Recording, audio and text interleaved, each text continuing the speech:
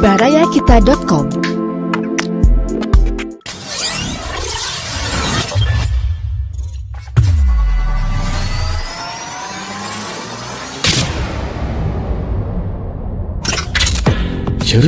Cermis, cerita misteri Baraya. Boleh percaya, boleh tidak. Cerita pengalaman pribadi dari orang-orang yang pernah mengalaminya. Cermis, cerita misteri Baraya. Boleh percaya, boleh tidak.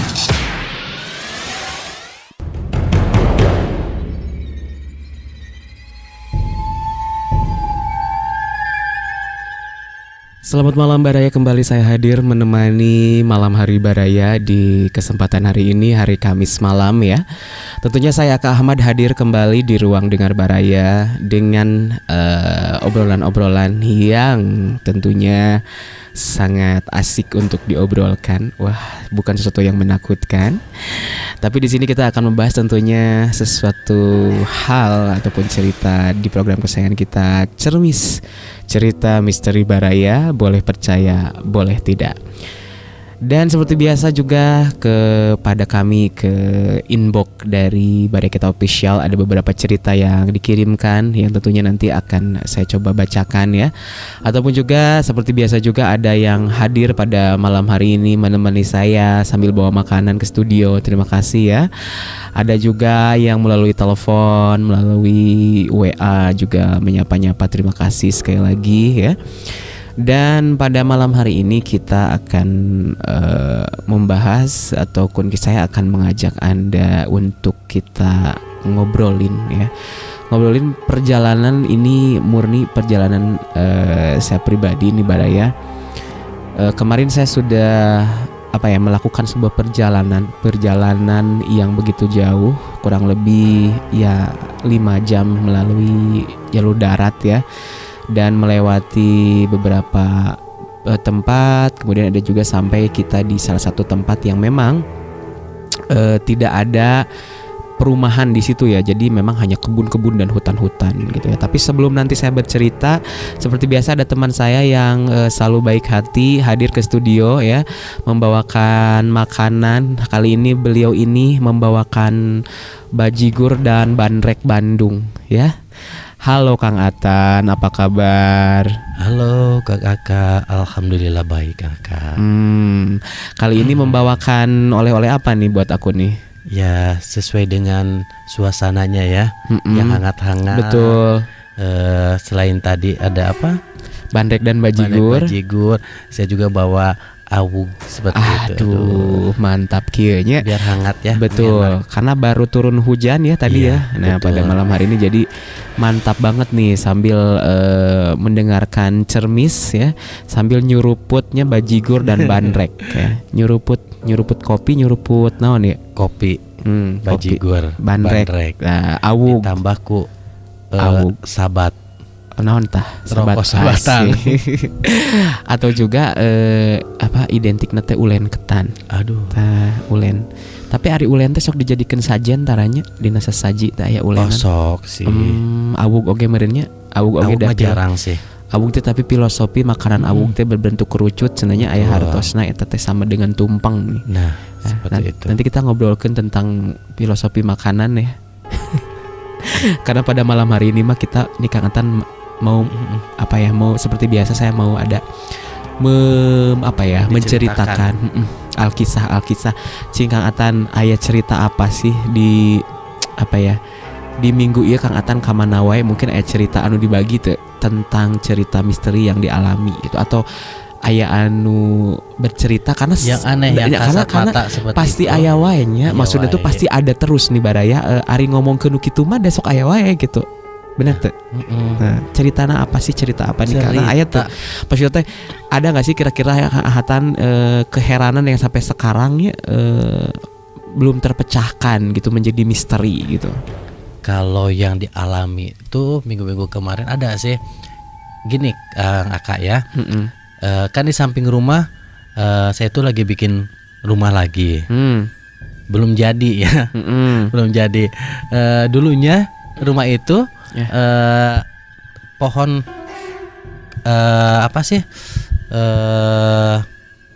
tempat awi naonnya.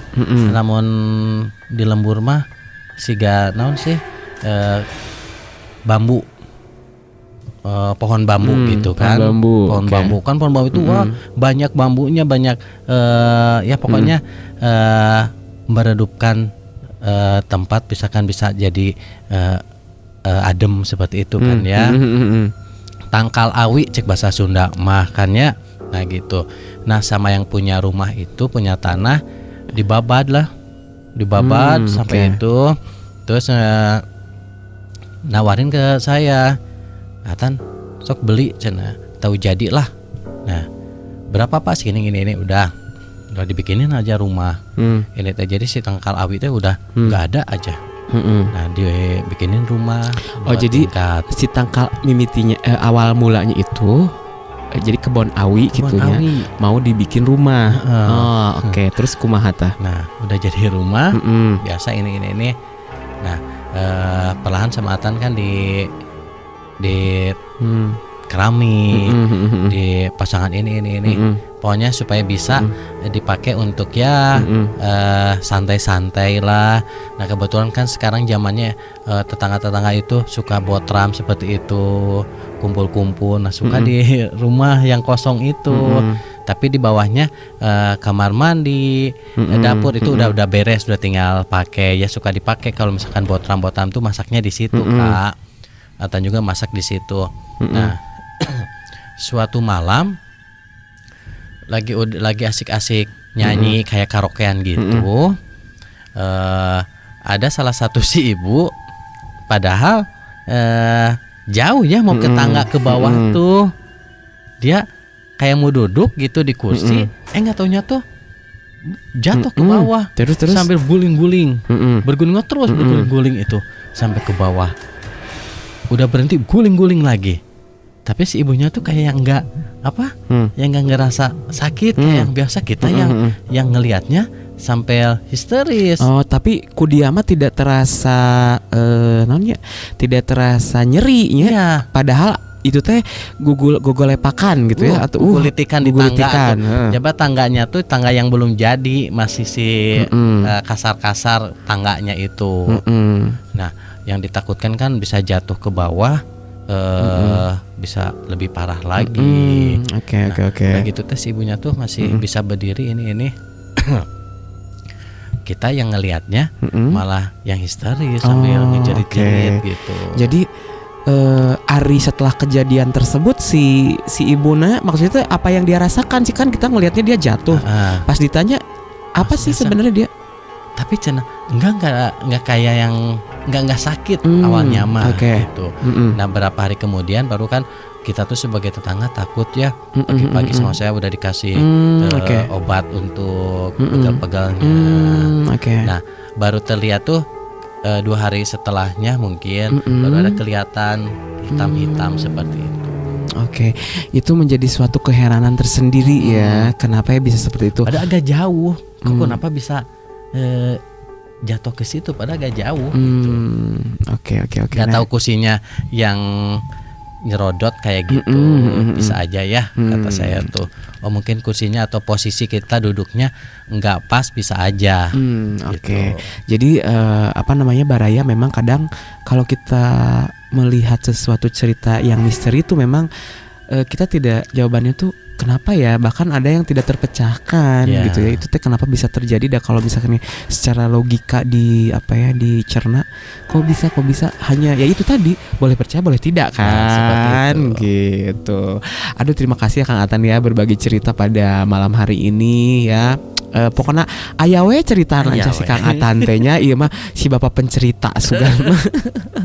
Tapi terima kasih loh Kang Atan teh meni baik bager ya, suka berkunjung ke sini ke studio ke Baraya, bawain makanan gitu ya. Komong bawa teh bakso, naon deui nya mie kocok gitu ya.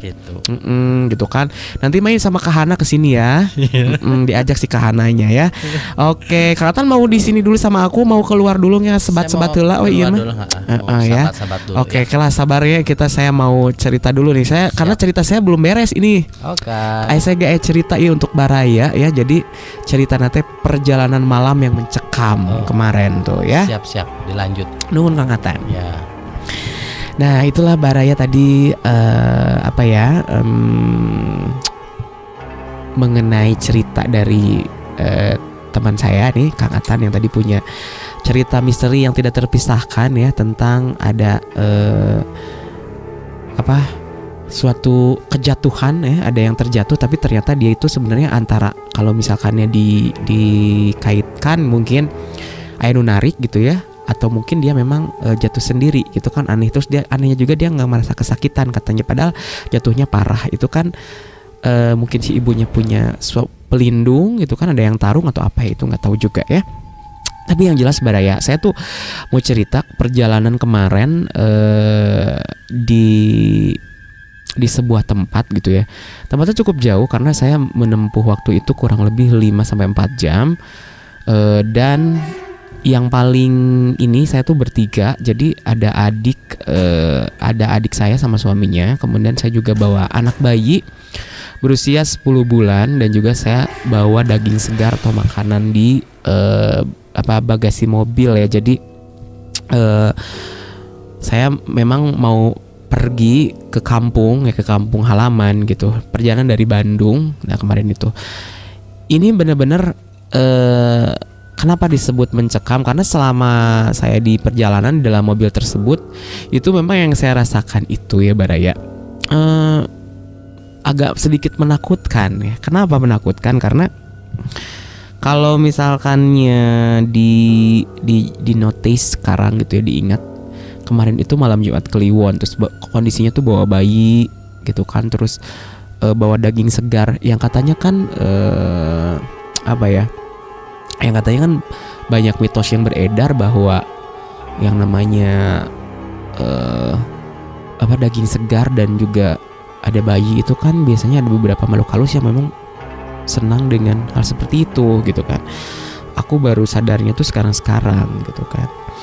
Tapi overall alhamdulillah sih nggak terjadi apa-apa ya di perjalanan, cuman memang mengalami kejadian yang ya sedikitnya bikin mencekam dan kayak tuh kayak aduh gitu kan. Ternyata karena selama ini saya sering bawain cerita misteri, mungkin ada beberapa yang terpanggil dan kayak menarik mereka gitu.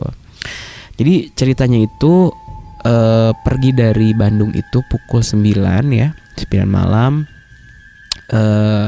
Kita pakai tol gitu ya, lewat jalan tol, maksudnya melewati perkotaan dulu, kemudian sampailah kita di tempat pelosok, karena aku tuh tinggal di pelosok ya, di kampung gitu, tepatnya di Garut Selatan. Nah memang daerah tempat aku ini kalau malam-malam itu memang hampir tidak ada orang yang lewat, karena jarang gitu ya, jarang ada mobilitas pada malam hari, karena memang kontur jalannya itu berkelok-kelok gitu. Terus di bawahnya itu ada jurang, kadang ada jurang yang dalam gitu ya ke bawah gitu. Terus juga di kanan tuh tebing, terus kayak penerangan juga belum banyak banget gitu ya penerangan jalannya gitu. Jadi memang rutenya cukup mengerikan, apalagi kalau misalkan ini kita baru pertama ya. Kalau misalnya udah pernah pasti udah tahu ya, rutenya udah pernah kita alamin.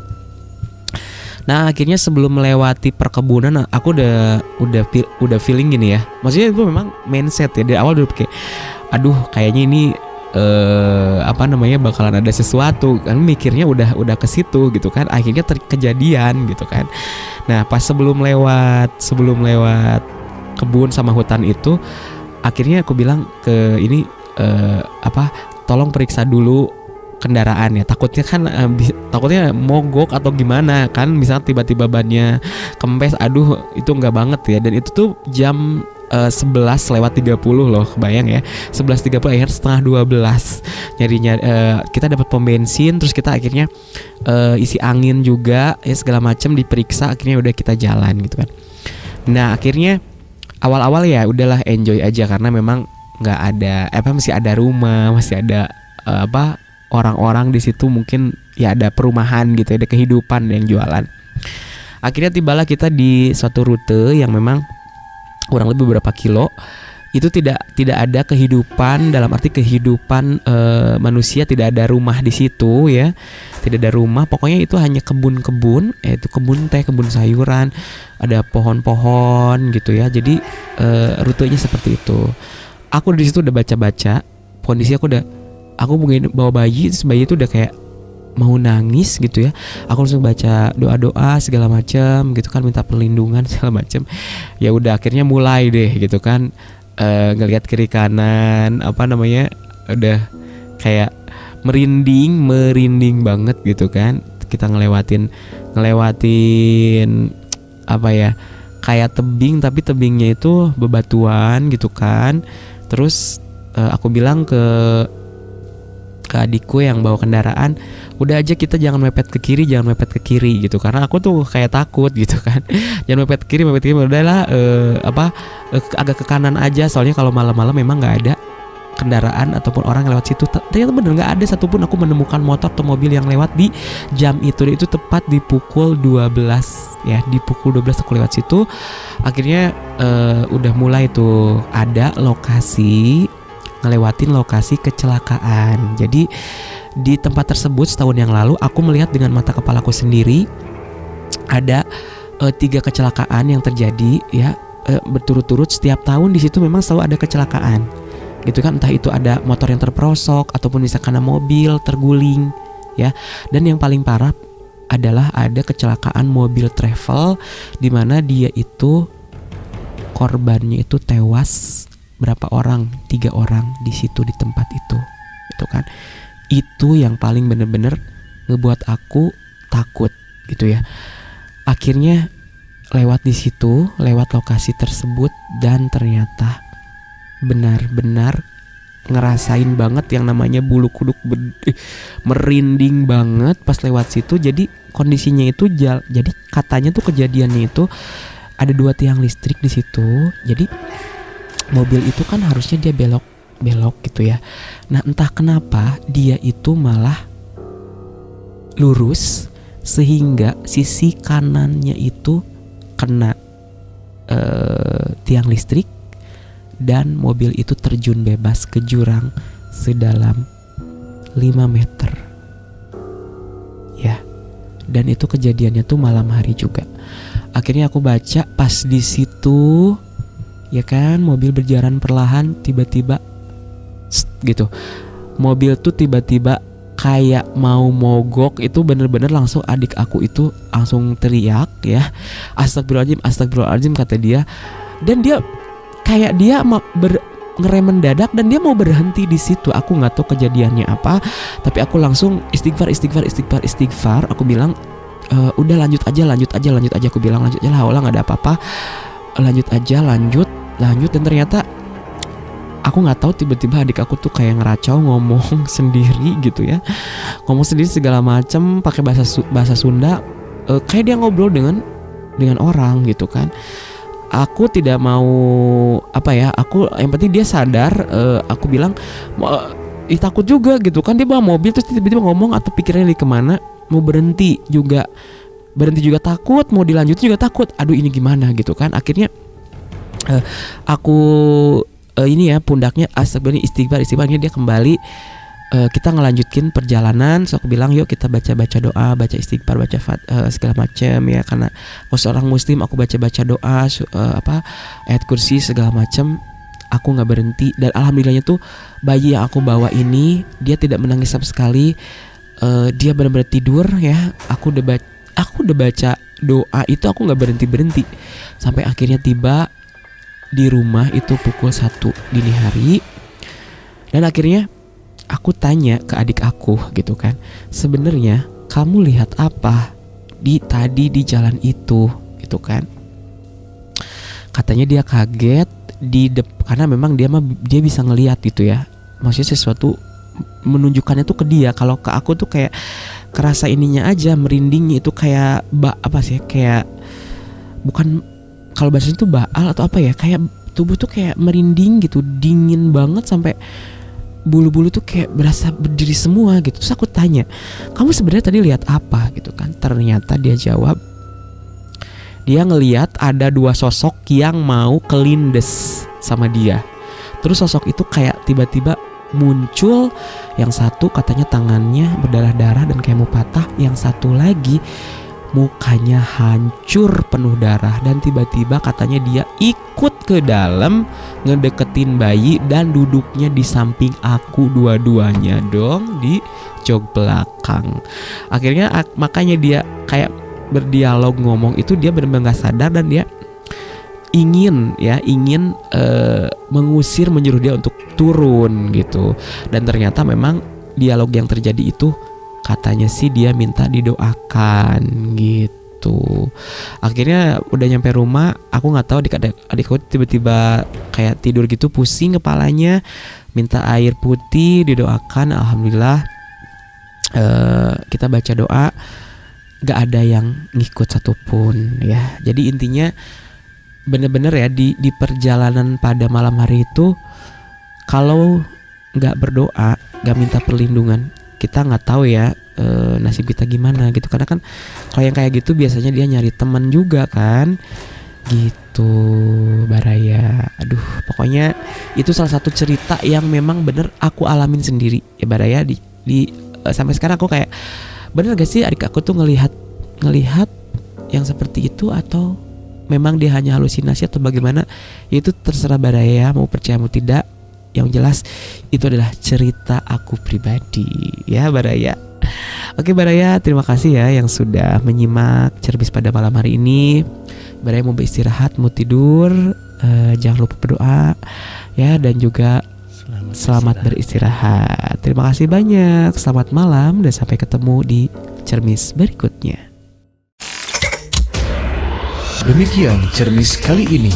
Bagi Baraya yang ingin berbagi cerita misteri, silahkan kirim data audionya melalui email markombarayakita@gmail.com, atau silahkan datang langsung ke studio Baraya Kita di Jalan Peta 168E, Kota Bandung. Sampai jumpa di cerita misteri selanjutnya. Cermis, cerita misteri Baraya. Boleh percaya, boleh tidak.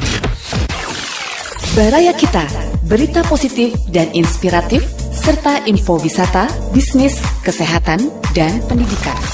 barayakita.com